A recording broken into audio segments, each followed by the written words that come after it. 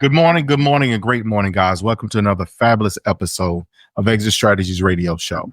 Hey, I am your host, Corwyn J, Melette, broker and owner, Exit Realty Low Country Group in beautiful North Charleston, South Carolina. Hey, if this is your first time listening to this show, hey, y'all know, for those who've been tuning in, our mission is very simple. That is to empower our community through financial literacy and real estate education. Guys, we are legacy building over here. That is what we do. As I always say, put the hashtag on that thing when you make it happen, not just for you, but for generations yet to come. I want to give a quick shout out to our loyal listeners that listen to us faithfully in North Charleston area, Hollywood, what you know, no good, and all the way out there in Monkey's Corner. And y'all know my mama live out there around the bend. So look here, I love y'all as always. And guys, we have a fabulous show set for today. I am super excited to have this gentleman with us today. We always talk about, we always encourage, we always are focused on how to create, how to build, how to make all these things happen. But on occasion, we are so fortunate that we get someone who's put it all together and is making a difference and changing lives. That's what this thing here fundamentally is all about. We want to increase wealth within our community. But most importantly, we want to be a catalyst and a motivation to others to do the same. So today, I'm so fortunate to have with us none other than Marcus Thomas. So let me give you a snippet on him. Because before we get into this, and one, hold on. Turn the grits off. Okay? Turn the grits off. Don't, because they're going to burn. Because you're going to be listening to what he's saying. So turn them grits off. Get you a pen and paper and get back to this radio. Get back to this show. And let's tune in and make sure that we're getting this good information. So Marcus is a developer. I love that word. He creates things. He makes things happen. He is founding member of Christopher Alexander Holdings, guys. He is an affordable housing developer, guy after my own heart, which I love saying that. Workforce housing, attainable housing, all those terms all rolled into one. And I'm super excited for this conversation. So Marcus, with no further ado, how are you doing today, my guy? Hey, I was doing good until I got on here, and I'm doing so much better now. Well, look here. We're going to make it work from turn off the grits because, you can't get that stuff right. I know you up a little bit further north, you might do cream of wheat. No. Listen, my grandmother's from good old Alabama. Grits is something that we had on a daily or weekly basis. And so for you to say, hey, turn those grits off, man, you didn't set the bar very, very high. I love it. So, Marcus, 1,000-foot or whatever foot view you want to give our listeners today, tell them about you, who you are, what you do, and why you do it. Yeah, absolutely. Well, first and foremost, thank you for extending an invite to allow me to be on your show today. I like to start there, right? Very simple. I'm a man that is a faith-driven man, family-driven. And when we talk about this thing called development, there's so many different layers to it. And I think we'll probably touch on that as we continue throughout the show today. But the reality is this. I'm someone that always wanted to do something impactful, just didn't necessarily know how to. There's a combination of when you have a dream, right? And you have opportunity, but you also have a little bit of faith. Those things will combine. Talk about the grits, right?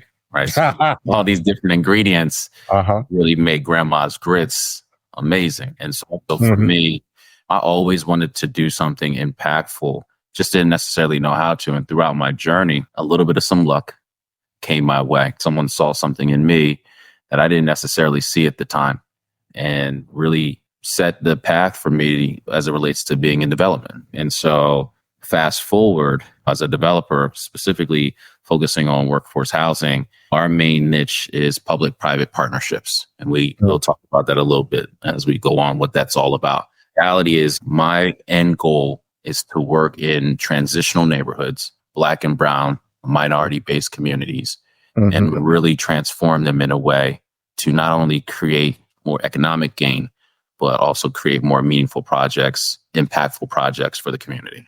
So if you don't mind, Marcus, give our listeners like an idea. As a matter of fact, let me ask you this. Let me back up and maybe lay this foundation a little bit different. So we're going to build us a house today. So let me lay this foundation a little bit differently. Your definition of workforce, attainable, affordable housing, whatever connotation definitely whatever word you put to it. Define that if you don't mind for our listeners. What does that mean? Workforce housing is another way of pretty much looking within a certain district, a certain community, and following guidelines that allow for Americans, right, in middle class or lower class neighborhoods to be able to pay for rent or pay for homes within a very reasonable price point, something called area median income. We like to call that AMI. And so workforce housing is this umbrella that has a few different components to it, but ultimately the goal is to create sustainable housing that is reasonably priced for the average person or lower class. So sustainability, and give me your play on it, but I'm going to give you mine first. So sustainability, you want a neighborhood, when you create housing, in a neighborhood, you want to be able to visit that neighborhood in 10, 15, whatever number of years and see that the neighborhood is still thriving, that is not decline. You want that. When I think sustainability, as we talk about these types of endeavors, that's what I'm thinking. Is that along the lines that you are? What does it mean for you? I think you nailed it. Sustainability is to create a product that is world-class, but also moves a community forward in a positive direction. So let's try to see if we got the foundation. Let's see if we can get to a floor and a baseline here. Now, you guys with your group, you guys are doing projects throughout Delaware. Are you further than that? Yeah, our main focus is Delaware. And the reason why is I'm from Delaware, as you made mention. The neighborhoods that I've had a chance to be a part of, I believe that I had the opportunity to be a part of a community, right? Like, for example, in the summertime, I could be down the street doing something I'm not supposed to be doing. And I get perspective from the neighbor about, hey, listen, I'm going to tell your grandma or I'm going to tell your mom. And then make that phone call back home to my mother and tell them like, hey, I just saw Marcus. He's supposed to be home when the lights come on. So I had a chance to be part of a community. And as years went on, you started to see and understand blight. You understood economics. And you also understood just the infrastructure of how housing and the supply is. The goal was to plant the flag in the hometown of where I grew up in. It was just my way of paying it forward. So it's interesting you to say that. From where I'm originally from, small town, rural area, I get back. I live elsewhere, but I still serve that home area to give people what I'm able to give others elsewhere that they may or may not be getting. So I can appreciate that. So you guys create housing. So you're creating units individually for sale, but you're also creating rentals. Is that correct? Or am I incorrect on that? No, you're absolutely correct. Our focal point is also working through rentals, but also in our pipeline for sales, first-time home buyers, or just home buyers in general. So currently you guys are managing and running, I say running, but managing a little over 2,000 or over 2,000 units currently, correct? Yeah. So cumulatively, I've had the opportunity within our team structure to have the ability to have about 2,000 units under our management. That is impressive. Obviously, 2,000 units, that's quite a book of business, quite a large portfolio. My notes tell me that you guys have under management over nearly $900 million in volume, if you will, currently. So let's get back, because I think we got a good base here, right? So let's get back and let's work on some walls. So public-private partnerships, that's hard. First, let's define what that means. And for some of our listeners, because on occasion we do have people that are in nonprofit organizations, we have people that are in the public sector, et cetera. We have people obviously privately that all either invest or seek investment opportunities. But oftentimes there's not collaboration across those bands or those silos, if you will. Everyone operates in a silo. But what has been like what you see? First, define it. Let's define what that looks like. But number two, where do you find and see the most challenges as far as being successful in those types of partnerships? Such a great question. Just to keep it real simple, public-private partnerships is when a government entity will, and use a really good word, will collaborate with a private entity to do some type of collaboration, whether it be on various different assets. In this case, for us, it's real estate. And how does a company grow? There's something called arbitrage, where first and foremost, you figure out what's important to the government entity. And that could be your local government, and working with them to assist with whatever challenges they might face, especially when it relates to housing. And then you work through it together to come up with some type of partnership. Okay. Now, what do you find, that second part of that question, the greatest challenges in that? Yeah, there's quite a few. The first one is understanding time. Okay. You laugh because I'm pretty sure you understand, time. When you look at development, and I was just having this conversation not too long ago, most people see the end result and really don't understand the in-between that takes place, or even the beginning stages. And so sometimes the biggest challenge is working through your idea and seeing the various different stages of it before you even put a shovel to dirt. And that could be many different faces that you're working with, and also understanding your state and also understanding your city. These aren't deals that are brought to you from a brokerage or brought to you from a realtor. These are deals that you're creating from scratch. And it takes a lot of thought and consideration, and just understanding some of the complexities that you might face through some of the questions that might be posed in front of you, right? Because you're ultimately trying to find an end result and a goal to help community thrive. That's just one. So, one of the things that you started with there from a real estate perspective, and I'm going to take an opportunity here to probably put some insulation in the wall here in a moment. But one of the things from real estate with us, in our mind, in our teaching, time is of the essence. Like, as soon as let's get it done as fast as you can get it done, right? But government don't work that way. So I'm going to take something though, but this way I'm going to put that insulation in the wall, because I want to give our listeners a little bit of context about you that I didn't hear you share a little earlier, because you went from being in social work to real estate, correct? You are correct. So that means, look here. So my wife is a social worker. She's a licensed, soon to be clinical. And she says social work has to call you. People talk about they want to whatever, but people are heavy. Yeah. But what I see and what I hear from you, Marcus, is that you have taken that care and that empathy for people and maneuver that over to serve them in a more holistic way. Does that make sense? Yeah, it does. And I'm flattered the way that you just poetically said that, because, sometimes when you're doing the work, there's no one that's going to applaud you. All right. And so for you to say that, thank you. They think you do it for the money. That's what they think. They always think you do it for the money, not understanding that there's an undercurrent, there's an underlying reason as to why. I imagine, and I don't even know why I got this, but I'm going to give it to you real quick here. My imagination says that because I know in social work, there's some hard stuff in there. And seeing people in those spaces is difficult. However, when you see them come out, when we run up and down the aisles at the church, when you see them come through, when you get over yonder, when you see that happen, it's life-changing for you and it's impactful for you as a person. This is how you help people win.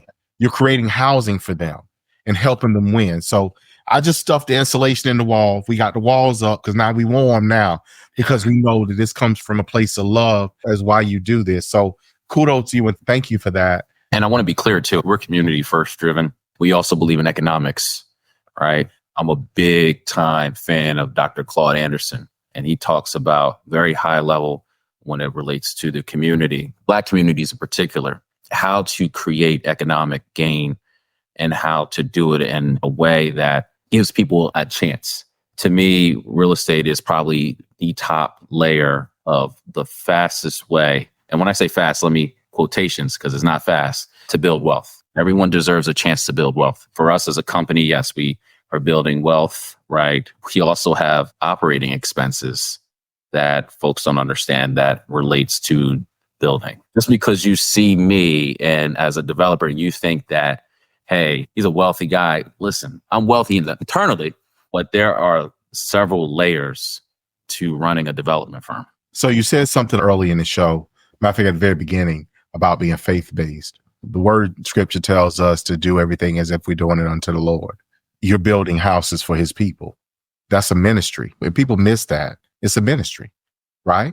So I don't want to get too far in the weeds, and I don't want nobody to forget they had the grits on sitting on the stove. Yeah. And I appreciate you talking about social work. I didn't know how we were going to tie that in, but yeah. Look here, bro. I don't miss too much now. I might not say a lot, but I don't miss too much because I understand I'm a fan of, and I say fan, but Simon Sinek, start with why, right? That TED Talk, man, when I've seen it, it was life-changing, so to speak, because it gave a perspective and a different approach to success. It lined it up differently than what we all operate from. Why you do a particular thing is going to be frank. It's the foundation, the basis, if you will, of success. Why you do a particular thing.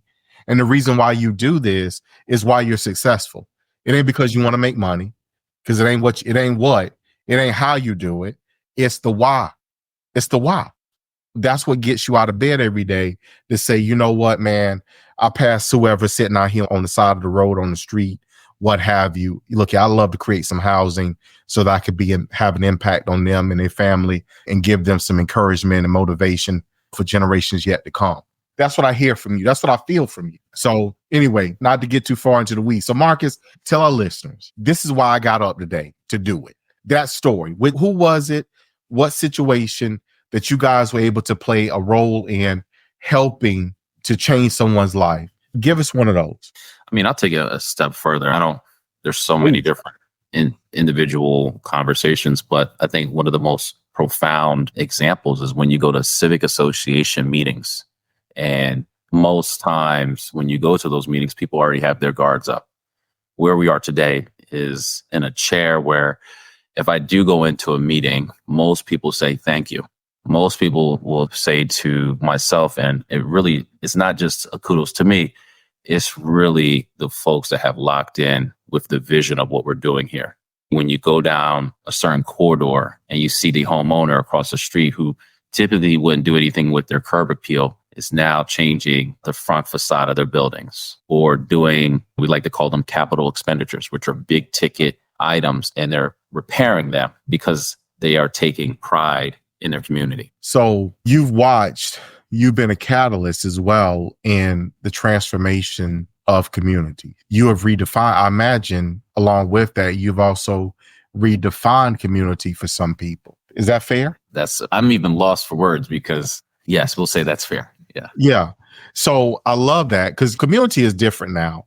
Marcus, the generation I come from, and possibly the one that you come from as well, the way community interacted and how people did and took care of each other is different than the period that we went through where no one was engaged and involved with anyone. And now we're getting back to a sense of community, smaller spaces or more common area spaces where people can mingle, gather, or otherwise commune, which is the core word, if you will, of community, where people can engage and be together. And for you to be an instrument in that, I think that's huge. I think that's awesome. And I appreciate the things that you do.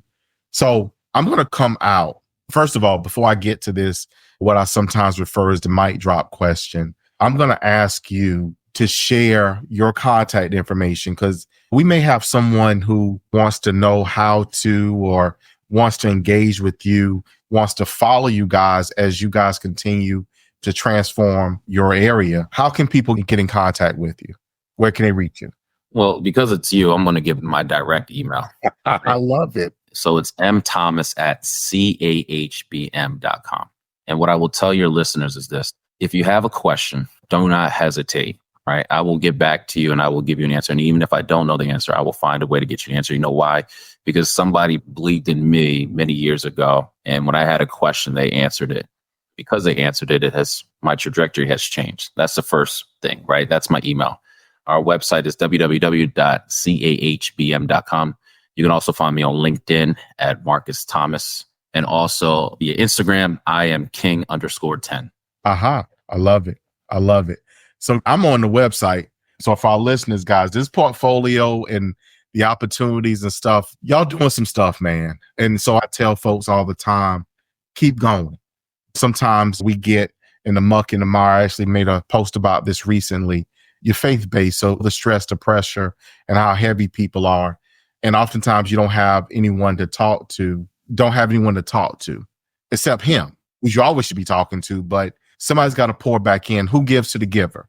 So I want to say to you, I want to encourage you, and I want to tell you to keep going. If he woke you up, that means he got purpose for you today. That means your work ain't done. So keep going. Thank you, sir. Here? All right. So look here. I call this one here that mic drop question. And this is very interesting because it is that question that we all could answer if we knew better. You know, Drake said that thing, if you knew better, you do better, right? So it is that question. Hindsight, if you could go back to the beginning, meaning whatever point in time in the past, knowing what you know now, what would you have done either differently or what would you have done sooner that you think would have had your company much further along today? Man, a couple of things. Number one, do not be afraid to think big. Your limited beliefs will only get you so far. You think big, it is obtainable. I promise you it's obtainable. You just got to get around people that are doing it. My second thing is transparency. If you want to be in this space, you should be transparent with anybody that deals with you on a day-to-day. And that means family. Development is not easy. I'll be the first. The internet might say something different, but it is not easy. It has ebbs and flows, and it takes years sometimes for a development project to be completed. Sometimes it can take 3 to 5 years. So you should have a very transparent conversation with your family, letting them know what the expectation is and what this could possibly look like for you. And so another thing that I would say is do not be afraid to fail. Everyone has a different chapter. Someone might be young, someone might be old. But what I believe, failure is like a keloid on the body. You will always remember it and it will get you to be better, right? That's how you evolve. And the last thing that I would say to myself is 2 things. Number one, understand risk. Try to look at risk from various different layers. When you're looking at a project, you might look at a pro forma one way, but it's okay to look at it 4, 5, 6 different ways because real estate is just like a season. It can have different things. You can have construction delays, right? You can have vendor issues. You can have, if you're working in historical, you might be paused for a moment. There's different ways to look at it, but ultimately that will help you. And my last thing is every problem is an opportunity to find a solution. I love that. I love all that. Marcus, one thing that I'd say to people when it's time to encourage them is sometimes things do look larger. I've never said this before in my life, so this is all new material, but do with it what you will for our listeners as well. When I was a kid, a Big Mac seemed like one of the biggest sandwiches there was, right? But when I got older and as I'm bigger, Big Mac ain't a big sandwich anymore. You know what I'm saying? Things change based upon your view, your perception, and later in life or later it may look differently, as you said. But I also know, and again, I love the fact, thank you so much for giving this opening. Our God is bigger than everything. So I always like to tell people, like when they're facing going into whatever, you know whose you are, what you believe, who you belong to. So that automatically makes everything small things to a giant. Yeah. Because you're a giant in everything that you do because of whose you are. So for you, you are a giant in this space. Look, it ain't no Jack and the Beanstalk around here. You are the giant. So go be what you are. Thank you, sir. Go do that. So Marcus, I want to thank you so much for being on with us today. I want to thank you for sharing your insight, your wisdom, most importantly, your knowledge, and to be frank, your heart here today. So again, thank you so much for taking time out of your busy schedule and being on the show with us. Thank you for having me. So for our listeners, guys, look, y'all got it. Y'all can go back to them grits now. Put some eggs and bacon with it. A little cheese. And y'all make it into a good meal. So for our listeners, y'all know how I feel. Y'all know what I say. Y'all know I always put the 2 of those things together and I give it to you this way, which is to tell you that I love you. I love you. I love you. And we're going to see you guys out there in those streets.